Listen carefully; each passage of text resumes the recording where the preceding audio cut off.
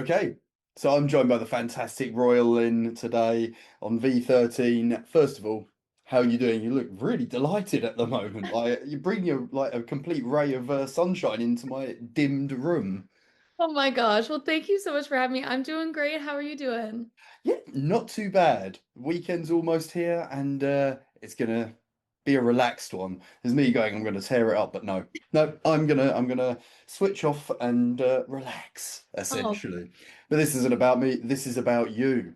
So I want to start by obviously talking about Black Magic, which is out on the 27th of June, I believe. Is that correct? yes, it is. It's so soon. It is. Do you know what you say that? I look at June, I'm there going, it's several months away, and I forget we're actually pretty much in summer.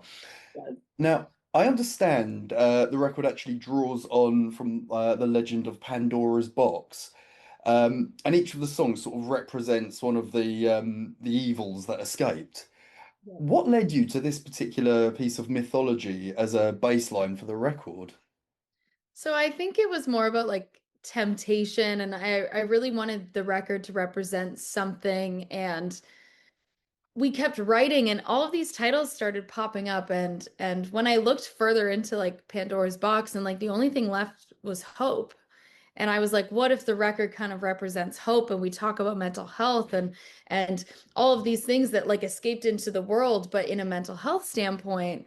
And that's when I was like, Pandora's box is the perfect concept to use for what we want to say and how we want to say it. And yeah, I'm so excited for it to finally be out into the world as of June 27th.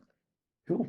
Now, you've already mentioned that the record and the songs there do address mental health as a backup, or not a backup, but a major element to the record. So, how did your personal journey and influences, like with your songwriting and or the songwriting process and everything, like draw on this? And what do you hope, the listeners of the record are gonna take from it?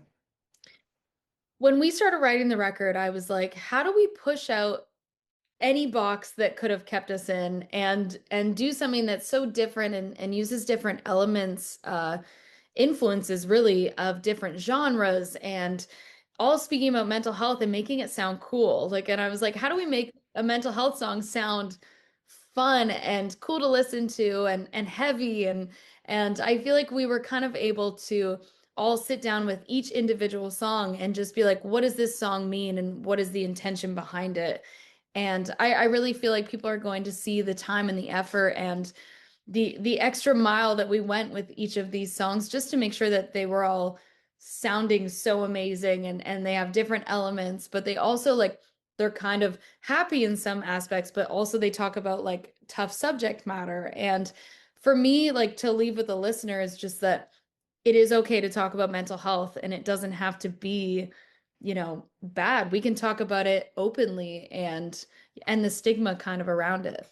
Yeah, I mean, it is a great thing that musicians such as yourself do draw on mental health and make people aware they can talk about it because it is something that's becoming more noted in our society. So that's really great. But I also love the fact you said how can you write a song about mental health and make it feel bouncy. I think that's the joy of metal and rock, really. Yes, Like write a pop punk song about being dumped by your girlfriend and all of it, yeah, and all of that. So. exactly. Yeah, so I've only heard a few of the songs that have been released. So from what I've heard, they are absolutely fantastic so far.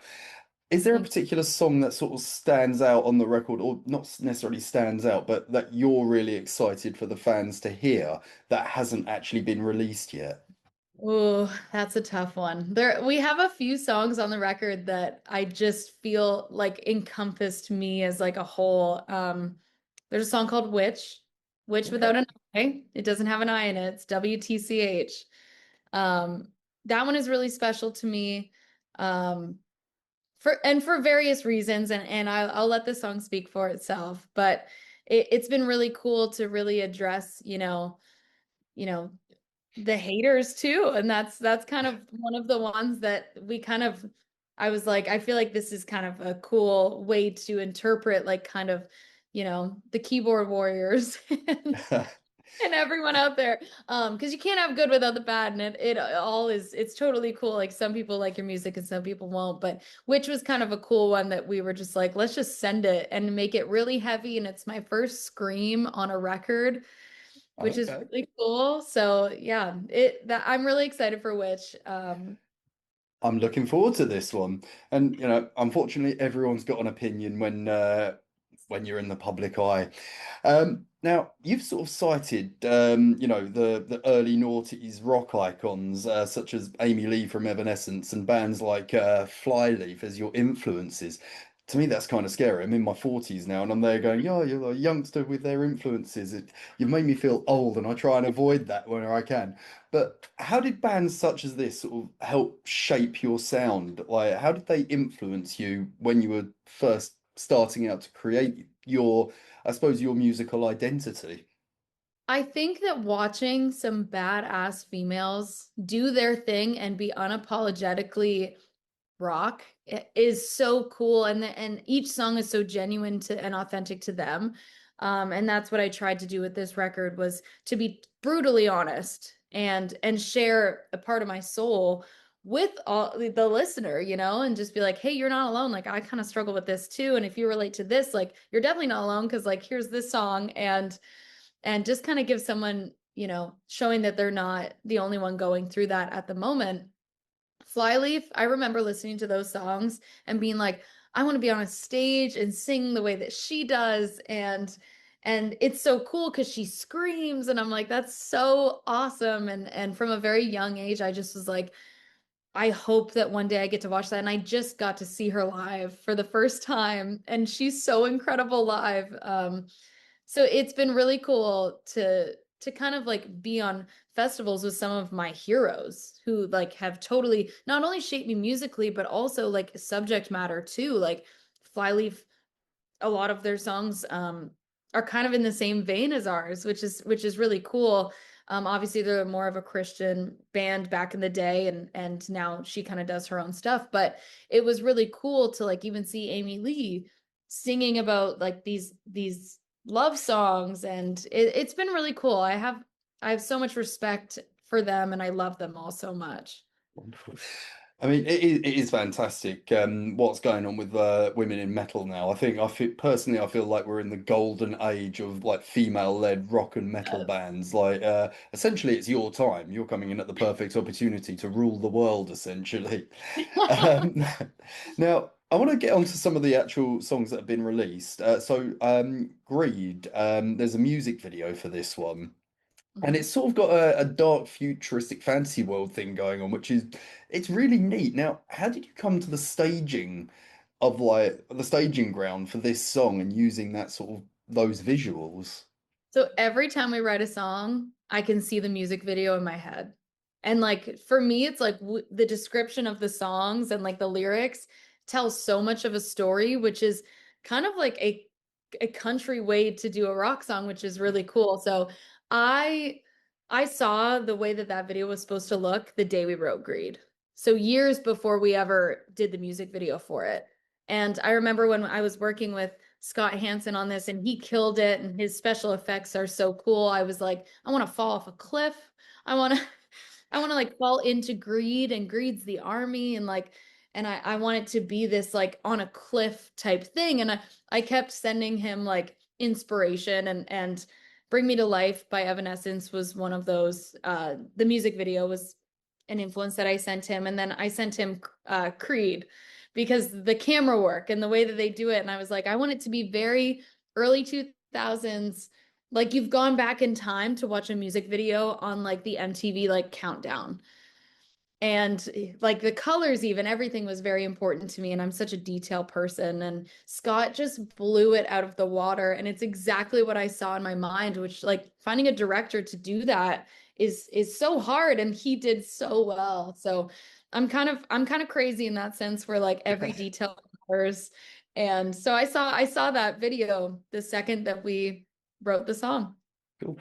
Just for the record, not crazy at all. I can relate to that. And considering you've said that, I feel a little less crazy when I'm sort of like so focused on the details. The details Now one of the matter. Now, one of the other songs, Death Wish, it actually has Asking Alexandria's Danny War. I hate trying to say his last name, Warsnop. I think that's how you pronounce it. Now, how did Yes. this collaboration actually come about? And what was that experience actually like working with him? I have loved working with Danny. That song is so special to me. It's for first responders. It's about mental health.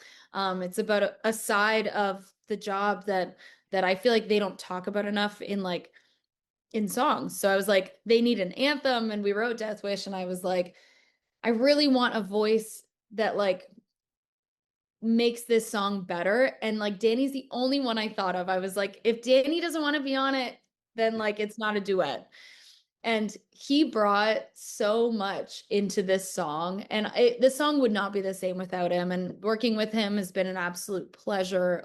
We just got off tour with them. Like, it's just been so much fun working with him and having this song. Cool.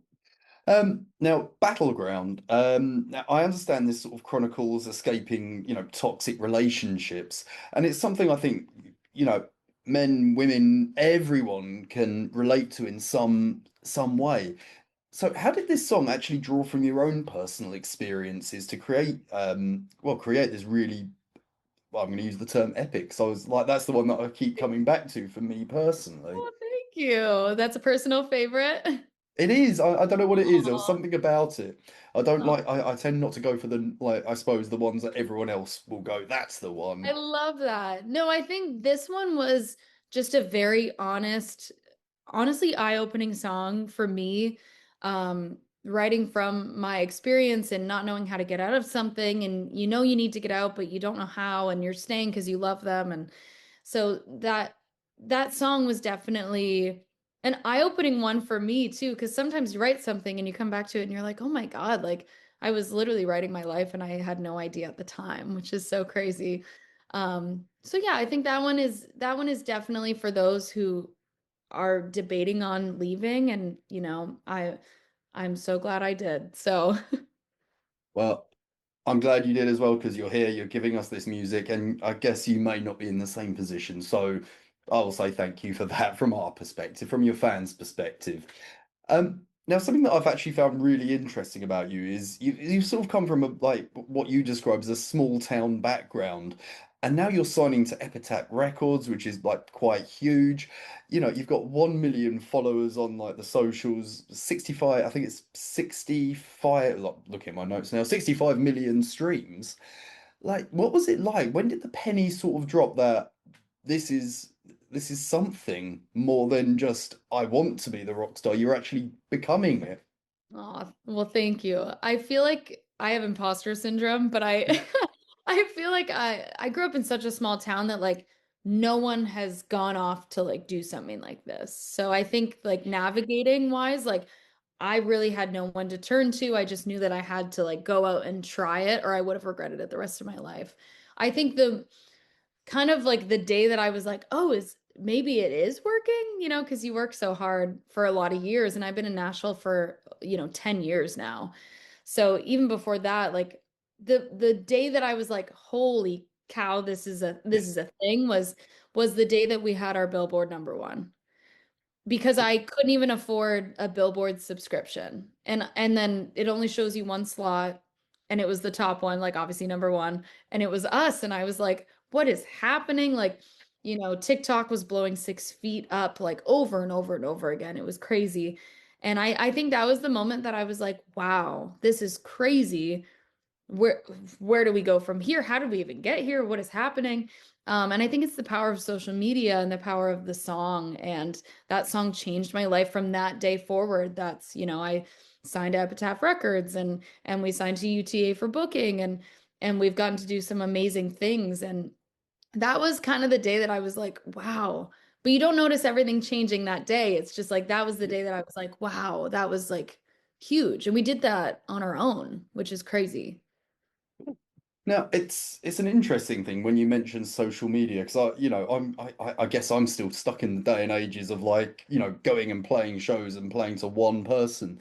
How do you feel like personally the music industry has changed through embracing things like the social media element, doing it like basically doing it yourself, well, I guess all of that because it's something that really truly fascinates me looking at the transition because you've already mentioned it's not something that happened in one day, and I keep sort of going trying to pinpoint the moment in time this happened, and I Yeah. can't. So how do you feel it's sort of changed things?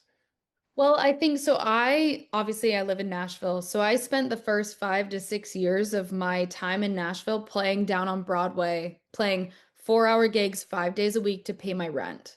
So I am like no stranger to playing to nobody Of because I course, yeah. played down there for so many years, and like it shaped me as an artist and as a performer, and I would never trade it um, for the life of me because it was just part of my journey. And I think that when you spend so long working towards a goal, as soon as like I kind of switched into the genre that I always have wanted to be in, everything clicked and it made sense. And like I felt like I knew who I was. Whereas, like, yes, I grew up in the country and I love country music, but I grew up a metalhead in the country. So I was like, there's a disconnect here, and I was singing other people's songs for $20, like so it's kind of it's been kind of a crazy journey. So I think when, pandemic happened, TikTok came about, and I was like, what is happening? How do you do this? I was watching my friends sign record deals, like blowing up on social media, and I was like, I'm gonna figure out how to do social media because, the video aspect wasn't really a thing back then prior to like 2020. So it's really cool. And I think that like the music industry evolves and like you have to kind of evolve with it to see success. And also you have a free button that like can go to millions of people overnight. So I'm like, if you care about your music, like why wouldn't you do absolutely everything you can to get it in front of everyone? And that's kind of the mindset I've had the entire time is like, I will go out there and I will play the shows and do social media and do what we have to do because I believe in the music. That's an excellent answer to a question that I realised I babbled out quite No, spectacularly. no, no, no. Um, Now, looking beyond, Black Magic and all of this, once everything has died down, it's been released, you've been touring and everything like that. What do you want to do next with this beyond, just I'm going to record, put out more albums? What's your big ambition for, you as a person? Oof, I have so many. I've got a lot of goals. We got a lot to do. We've got a lot to do. I think that for me, I love touring. Touring is one of my favorite things, and I would love to tour forever, essentially. But I think that touring, I'm gonna write more songs. I really want to get, this record out there and for people to hear it. And like I can't believe we're gonna have a physical copy. That's crazy. Like an actual CD. I'm so excited. Like I grew up with a CD Walkman. I'm like so excited because I think that these are huge milestones. It's my debut record. I've never released a record. So I think that there's a lot of goals that will happen before, I'd love to play arena shows. I'd love to play Bridgestone here in Nashville. Like that's a big goal of mine. Um and I just want to like go tour it and go play it and see my band like on the road, That's kind of our goal is just to tour till we're dead. So you said where? Where do you want to come touring? Remember, I'm Everywhere. in, I'm in England, so there's Yeah. only one answer here, let's be On honest. the list. It's on the list. I can't wait. Like I cannot wait to go overseas and play some shows, and we've never been. So I can't wait. The day that we announce those shows, I'm gonna be like, yes, we're going. Well, I can promise you the UK and Europe, they will be welcoming you with open arms because you are a terrific musician. And it makes me laugh when you talk about CDs and things. I've got you just a stack there. I love And it. I didn't realize this, but I don't actually own a CD player. I realized this like maybe a couple of years ago during COVID. I was like, I've got an awful lot of CDs. What do I play this on? It used to be my laptop. I had a new laptop, didn't have a disk drive. I was like, oh. So I think I'm I've got evolving. Oh no. exactly. Now, you mentioned touring, and I do like to end on a little segment I call Tales of Touring Terror. And it's basically has anything like absolutely crazy or funny happened to you or a member of your band? Feel free to throw them under the bus, just not maliciously, as if you get my Um, meaning. A story that you're willing to share that ideally won't incriminate someone. Um, I'm trying to think. I'm trying to think. Well, so we like my band, they're hilarious. Brian and Doug, they're amazing. And we're a three-piece. So like we have had like we and we've been together for months on end. So it's really sad when we actually all go home and we're not together anymore because it's kind of like touring with your best friends all the time. So like the amount of stories and the amount of funny things like we went to a petting zoo and I love armadillos. I don't know what it is. It's a strange fact about me. Armadillos are like my good luck charm. It's so strange. So I've never seen an armadillo like up close. And on this last tour, the first day off, we found like a petting zoo type thing in a mall. Weird now that I'm thinking about it back, but like, but it on the kiosk out front, it said that they had an armadillo, and I was like, we have to go as a band to meet the armadillo. Like that would be so fun. So on the first day off of the asking tour, we actually went and met an armadillo, and it was the greatest thing of my life. So it's not that fun and exciting, but like it was so cool to me, and the whole band was there, and we were all just so excited. So But it's we've had a cute. lot of fun. It was so awesome. I was like, this is the start of a great Yeah. tour. And just you mentioning armadillos just brings me back to my childhood. In the UK, there's a chocolate bar called Dime, and they Okay. had a whole campaign about armadillos and things like that. Oh, So if that's you ever get a amazing. chance, just dig out YouTube and like look at Dime armadillo advert, and it's the most ridiculous thing you'll ever see. You'll probably go, why is Damien telling me to watch this? It is stupid. But put yourself into, the mindset of a 14-year-old kid. I think that's Yes. the best way of doing it. Do they still make them? What, Dime Bars? Yeah. Or, yeah, I think so. Yeah, they Okay, do. I've got to try one. I've got to try They're one. like hard caramel type thing. Okay. I'm just trying to think of the butterscotch more, I'd say. But Okay. Okay. Okay. give it a shot. Well, when Um, I'm over for a show, I'm gonna make sure that I have a dime bar. if I'm at that show, I'll bring a Dime Bar for you. Yes. We'll have it together. Done. Well, Done. Royal, it's been an absolute pleasure chatting to you today. I used to finish on jokes years ago, and I've got one that I've remembered, and I just want to tell it to you because, hopefully you'll laugh and not think this is awful. But did you know shoes have an afterlife? Do they? Yeah, they've got souls. You know what? I love that so much. Can I So steal that? you can steal it, of course you can. It's Dag Joke Central. I Now it's love Royal that. Lynn joke.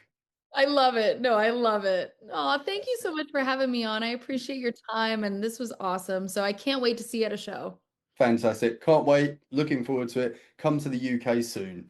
Royalyn, thank you so much. Have a Thank you. great day. Bye. See you.